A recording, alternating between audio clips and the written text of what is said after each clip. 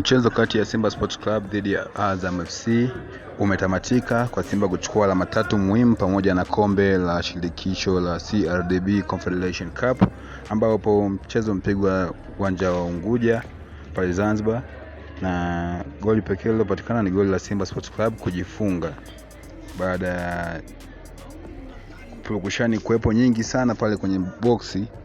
Ilitokea incident ambayo ilisababisha wachezaji wa Azam FC kujifunga na hali iliyopelekea Simba Sports Club kupata ushindi.